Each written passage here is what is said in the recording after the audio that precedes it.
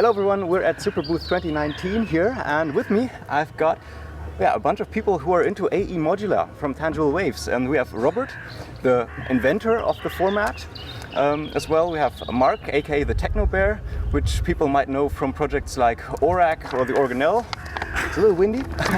And we have Carsten Careck, who's doing the forum, the A Modular forums. Yes. Great to have you all guys here, and maybe let's just start off with you, Robert, as the inventor of the whole system. Like, you started, I think, 3 years ago. Yes, with yes. a Kickstarter, and then last year you were at Superbooth, and this year again. Like, how has this journey been for you? Like, what has changed since you first started, and yeah, how do you feel now? Yeah, I have to say this is an amazing journey. I never expected that it would go in this direction, because initially it was just a fun project, a private fun project. I wanted to make something, a modular synth that is small, compact, very simple, very cheap to make, and something like this, and that it grows into a serious modular system with a growing module palette, and being here on the big Superbooth for the second time with a awesome crew now supporting me is amazing, simply amazing. And what is your background? Because I mean, I heard you started pretty late now with or you got back again after lots of years without electronic music, right? Yes. I built synths already at the age of 16, 18, 20, in this range. I had some years where I did a lot of this stuff, and I stopped it. Someday this was a period of my life, and it was over. And I was completely away from electronic music for about 25 years. Until 5 years ago, I got into it again. I don't know why. I got the taste again, and yeah. Okay, nice, cool. And what about you guys? Like, I mean, you've been doing lots of digital stuff, I think, right? Or hacking? Yeah, I mean, my background is in software engineering. But the funny thing is, I got into virtual modulars first in software, and I loved that. But then I just felt like I don't know, I lacked the tactile nature of modular. And I looked at ORAC and I thought, I've really not got the commitment to the price that this could possibly open up to me. And then I saw the AE Modular on Kickstarter, and I thought, this is interesting. I was quite unsure because the price was quite low, and I was like, oh, is this going to just be a toy? Yeah. And then when it turned up, it's like, wow, this is actually really, this has got all the sound that I'm looking for. And so I was like, oh, well, okay, going to explore this more. Cool, yeah. And you've been a Kickstarter backer as well? No, I only discovered this mid last year in May, actually, from, I think, a Synthtopia article, and actually Mark's video on which was posted to Synthtopia. And I live in a very tiny rural town in Australia, and I managed to get a synthesizer club together of 10 people after watching I Dream of Wires, and that kind of sparked my interest back. I've been listening to Tangerine Dream basically since my teenage years, so we did DIY, and I'm not very good at it. So finding the AE Modular kind of fit my budget, because I'm running a startup, so everything has to be lean. And then I found this project, and there wasn't a lot out there on the web. Right. You know, and you mentioned DIY, and I think because that's also for me like a very big thing with the AE Modular, right? Because you have the 0 to 5 volt voltage range. It's compatible to all the microcontrollers. You can just plug integrated circuits in there without problem, and it made me learn a lot in a very easy surrounding, basically, for DIY stuff. And was that kind of a goal immediately, or was the 0 to 5 volt range and all that stuff more because of a different reason? The reason was indeed also to keep it simple, because if you have a single power supply, things get much more easy. You can use a simple wall adapter as power supply. You don't have to bother with all this high voltage stuff. And also my thought was very quickly, this is a good platform for all this Arduino stuff which is around. This could be a nice thing also for DIY. Indeed. Yeah. And I think the first idea was to make a lot of analog modules, like you wanted an analog oscillator, analog filter, all that stuff. But now you're also getting a little more into producing digital modules, like the Solina string machine, for example, right? Yeah.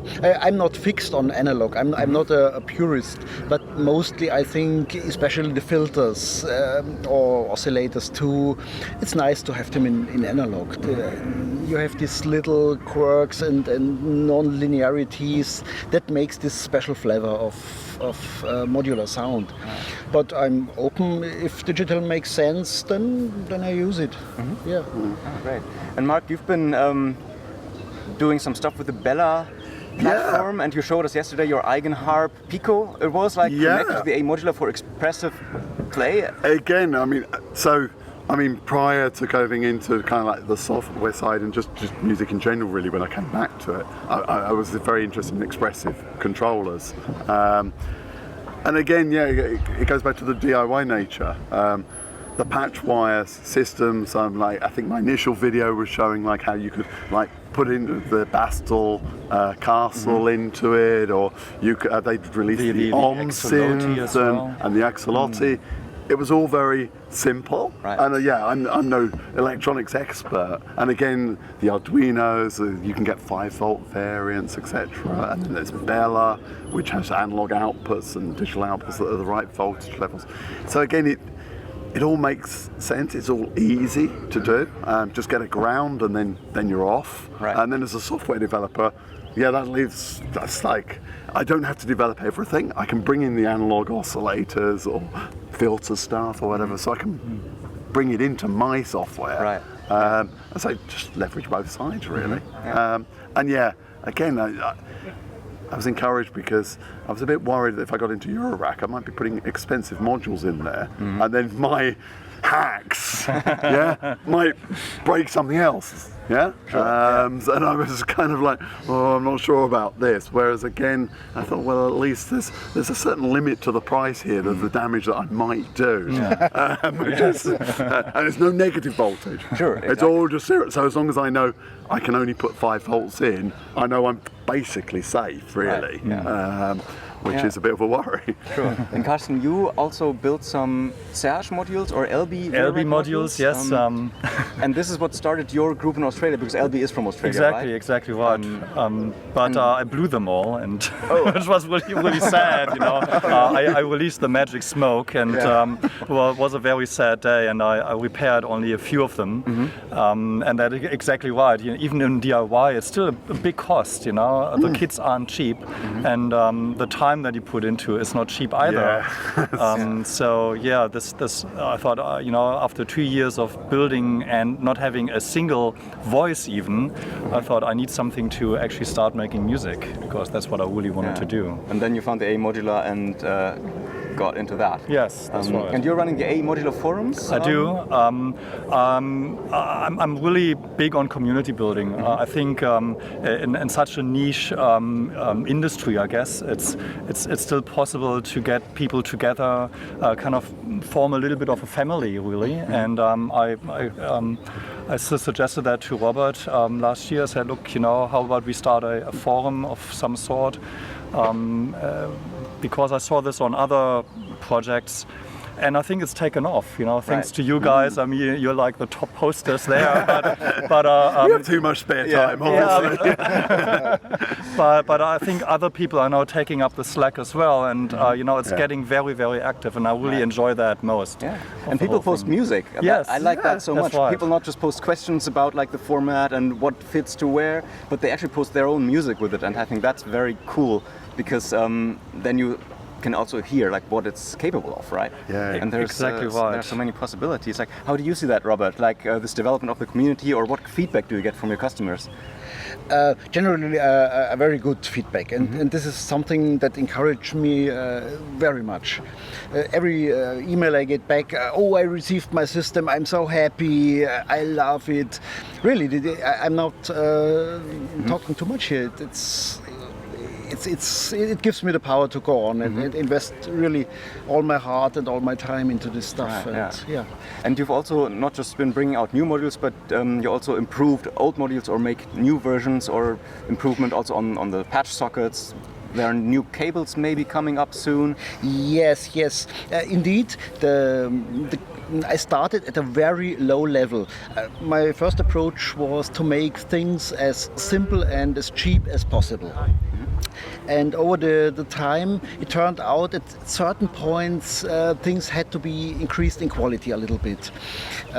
For example, first, the oscillators had no volt per octave characteristic.